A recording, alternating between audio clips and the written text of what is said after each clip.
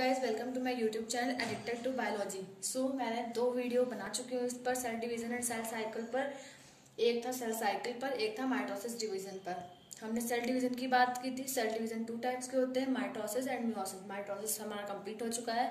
इस वीडियो में हम किसकी बात करेंगे? मियोसिस की। मियोसिस भी क्या होता है? Plant cell and animal cell both में होता है, ठीक है। और मियोसिस में अंडर 2 प्रोसेस होती है। एक मियोसिस 1 होती है, एक मियोसिस 2 होती है, जिसको हम M1 कहते हैं और M2। गाइस, इसमें भी मैंने आपको जैसे माइटोसिस में बताया था कि सेल हमारी ग्रोथ इंटरफेस से गुजरती है। जैसे कि इंटरफेस में G1 S और G2 फेज होती है, वैसे ही यहाँ पर भी जो भी। और मियोसिस किस में होगी? ये जर्म सेल्स में होती है। इसमें भी जो सेल्स होंगी वो भी पहले G1 में आएंगी, G1 phase, then S phase में आती है, फिर G2 में आएंगी और फिर देन आएंगी M फेज में। उसके बाद मियोसिस 1 होता है, फिर मियोसिस 1 होगा, फिर इसके बाद साइटोकाइनेसिस होती है, फिर M2 आती है, ठीक है, देन M2, ठीक है। तो अब हम पहले ये हम बात कर चुके हैं कि क्या क्या होता है इसमें, सेल कैसे चेंज होती है, क्या होता है। डायरेक्ट हम आते हैं मियोसिस 1 पे। मियोसिस 1 भी अंडर 4 प्रोसेस होती हैं। ये P फॉर मतलब कि प्रोफेज, मेटाफेज, एनाफेज और टीलोफेज। ये मियोसिस 1 की हम बात कर रहे हैं, तो ये इसमें हमने 1 लगा रखा है। प्रोफेज 1, मेटाफेज 1, एनाफेज 1 और टीलोफेज 1, ठीक है। जब हम 2 की बात करेंगे तो उसमें प्रोफेज 2, मेटाफेज 2, एनाफेज 2 और टीलोफेज 2 लगाएंगे। लेकिन अभी हम खाली प्रोफेज की बात करते हैं। इसमें प्रोफेज भी अंडर 5 प्रोसेस होती हैं। पहली होती है leptotene, second zygotene, third pachytene, fourth diplotene and fifth diakinesis. So 1 by 1 हम सारे प्रोसेस पढ़ेंगे, उसमें क्या क्या चेंजेस होते हैं इस दौरान सेल में, वो सब देखेंगे। तो लेप्टोटीन में क्या होता है? लेप्टोटीन में क्या होता है कि न्यूक्लियर मेम्ब्रेन, ये मैंने सेल स्क्वायर शेप की बना रखी है, ऐसी होती नहीं है। जैसा उसका शेप होता है वैसी ही होती है। यहाँ पर क्या होगा कि न्यूक्लियर मेम्ब्रेन आपको क्या दिखाई दे रही है? ये डिसअपियर हो रही है। न्यूक्लियर मेम्ब्रेन डिसअपियर होने लगेगी और भी वो जो चेंजेस थे वो सब होने लगेंगे। तो ये किस में होंगे? लेप्टोटीन में होंगे। और क्या होगा कि जो क्रोमैटिन है, क्रोमैटिन में मतलब कि क्रोमैटिन जो फाइबर्स हैं वो क्या होने लगेंगे? कंडेंस्ड होने लगेंगे और क्या बनाने लगेंगे? क्रोमोजोम का फॉर्मेशन करने लगेंगे। लेकिन यहाँ पर क्या होंगे? खाली क्रोमोजोम क्या होने लगेंगे? क्रोमैटिन फाइबर्स क्या होने लगेंगे? कंडेंस्ड फॉर्म में बन जाएंगे, ठीक है। क्रोमैटिन फाइबर क्या होने लगेंगे? कंडेंस, ठीक है, मतलब कि थिक होने लगेंगे। अब नेक्स्ट स्टेज क्या है? जाइगोटीन। जाइगोटीन में क्या होता है कि इसमें क्या हुआ? क्रोमैटिन फाइबर कंडेंस हुए, क्रोमोसोम का फॉर्मेशन हो गया। ये हमने 2 पेयर होमोलॉगस क्रोमोसोम लिए हैं, मतलब कि ये एक 1 होमोलॉगस क्रोमोसोम और ये एक अनदर होमोलॉगस क्रोमोसोम, ठीक है। तो जाइगोटीन में क्या होती है कि यहाँ पर क्या होने लगता है? सिनाप्सिस होने लगती है। सिनाप्सिस मतलब कि तो यहाँ पर क्या होगा गाइस कि 2 होमोलॉगस क्रोमोसोम के बीच में सिनाप्सिस होने लगेगी। ये जो ग्रीन कलर का है यहाँ पर सिनाप्सिस शो कर रहा है कि यहाँ पर ये अटैच हो रहा है। होमोलॉगस क्यों है? ये एक होमोलॉगस क्रोमोसोम है और ये सेकंड होमोलॉगस क्रोमोसोम है, ठीक है। तो यहाँ पर सिनाप्सिस, तो जाइगोटीन स्टेज में क्या होगी? मेन बात कि यहाँ पर क्या हो रही है? सिनाप्सिस हो रही है, ठीक है। ये मेन याद रखने वाली बात है। सिनेप्सिस में क्या होता है कि जीन का एक्सचेंज होता है 2 नॉन सिस्टर क्रोमैटिड्स के बीच में। 2 नॉन सिस्टर क्रोमैटिड क्यों? क्योंकि ये एक होमोलॉगस है, ये 2 अनर। तो ये जो है ये एक सिस्टर क्रोमैटिड है और ये दूसरा सिस्टर क्रोमैटिड है। इस वजह से हम इसको क्या कह रहे हैं? 2 नॉन सिस्टर क्रोमैटिड। लेकिन सिनेप्सिस किसके बीच हो रही है? 2 होमोलॉगस क्रोमोसोम के बीच में, ठीक है। ये होमोलॉगस क्रोमोसोम है, लेकिन सिनेप्सिस हो किसके बीच में रही है? नॉन सिस्टर क्रोमैटिड्स, क्योंकि क्रोमैटिड्स क्या है? 2 डिफरेंट क्रोमोसोम के हैं। इस वजह से इसको हम क्या कहेंगे? 2 नॉन सिस्टर। क्योंकि ये जो साथ में रहते हैं वो सिस्टर्स हो गई, ये 2 सिस्टर्स हो गई, तो 2 अलग अलग सिस्टर्स है, तो यहाँ पर नॉन सिस्टर क्रोमैटिड्स कहेंगे, ठीक है। तो हमने ये जाइगोटीन की बात कर ली। जाइगोटीन में मेन पॉइंट क्या था? सिनेप्सिस होती है, ठीक है। अब पैक्टिन की बात करते हैं। पैक्टिन में क्या होता है कि 2 होमोलॉगस क्रोमोसोम के बीच में क्या होने लगती है? क्रॉसिंग ओवर होने लगती है। हाँ, तो यहाँ पर हम किसकी बात करते हैं? पैकेटिन की। पैकेटिन में क्या होता है कि 2 होमोलॉगस क्रोमोसोम के बीच में क्या होने लगती है? Crossing over. वहां पर सिनेप्सिस हुई, मतलब कि सिन का मतलब होता है joint. 2 non homologous chromosome joint हुए। पैकेटिन में क्या होगा? क्रॉसिंग ओवर, मतलब कि इसका फ्रेगमेंट उसमें जुड़ जाएगा थोड़ा, और इसका फ्रेगमेंट उसमें।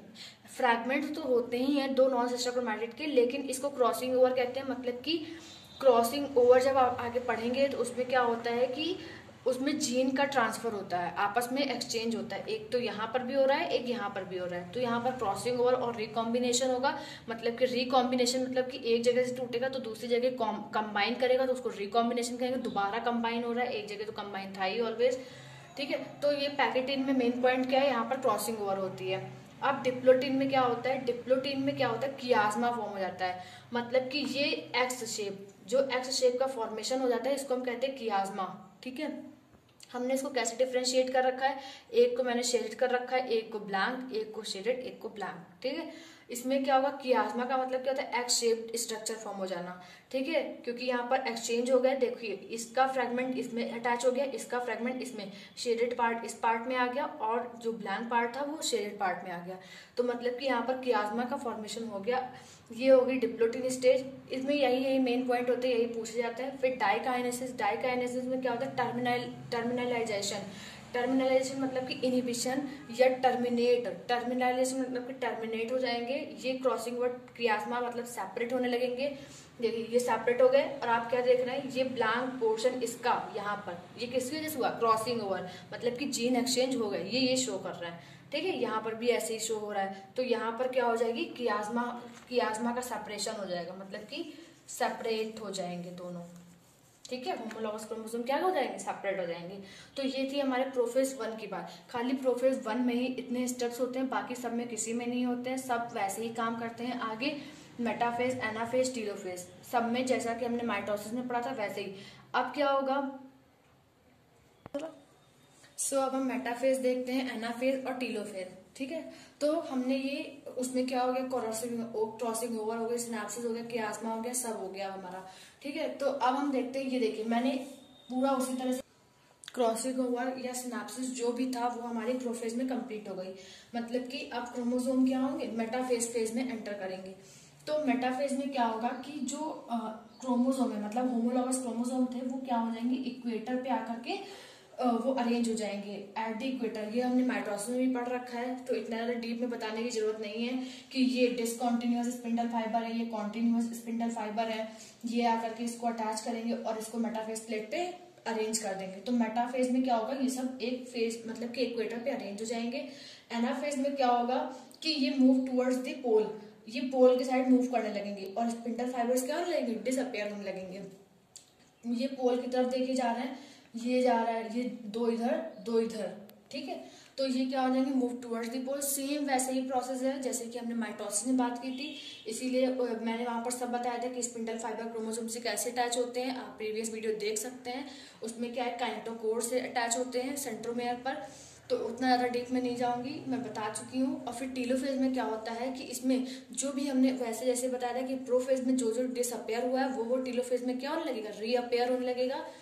और क्या होगा, न्यूक्लियर मेम्ब्रेन, देखिए आगे न्यूक्लियर मेम्ब्रेन रीअपेयर हो गई है, न्यूक्लियोलस आ जाएगा, गोल्जी बॉडी, एंडोप्लाज्म रेटिकुलम, सब कुछ रीअपेयर होकर के क्या बना लेंगे, दो सेल बना लेंगे। ठीक है, ये दो सेल बन गए। ठीक है, और हमने क्या पढ़ रखा है कि मियोसिस में एक सेल से 4 सेल बनती है, मतलब कि डिप्लॉयड सेल से 4 हैप्लॉयड सेल का फॉर्मेशन होता है।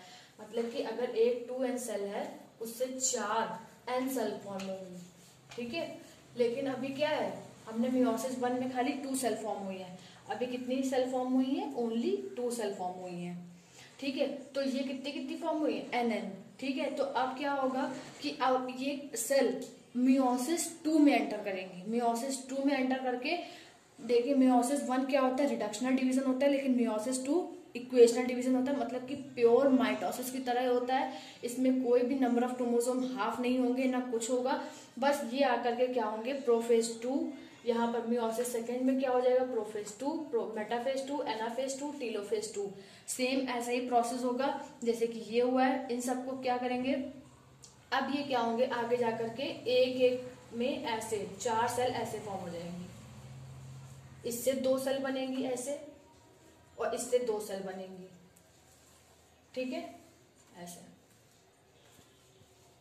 तो मैं बता नहीं रही हूँ क्योंकि ये बिल्कुल माइटोसिस की तरह है। आप अपने जब देखेंगे प्रीवियस वीडियो में, उसमें बिल्कुल ऐसा ही, उसमें भी हमने क्या कहा था, एक में 2 क्रोमोसोम लिए हुए थे, फिर ये क्या होते हैं, प्रोफेज में कंडेंस फॉर्म में हो जाएंगे, फिर क्या होगा, मेटाफेज में आएंगे, इक्वेटर पे अरेंज हो जाएंगे, फिर ये सिस्टर क्रोमैटिड्स डिवाइड हो जाएंगी, sister chromatids move towards the opposite pole जाने लगेंगी, फिर सिस्टर क्रोमैटिड्स जब अपोजिट पोल पे जाने लगेंगी फिर टेलोफेज में एंटर होगा, टेलोफेज में क्या होगा, न्यूक्लियर मेम्ब्रेन रीअपेयर होने लगेगी, न्यूक्लियर मेम्ब्रेन जब रीअपेयर होगी तो 2 सेल इससे फॉर्म हो जाएंगी, 2 सेल इससे फॉर्म हो जाएंगी।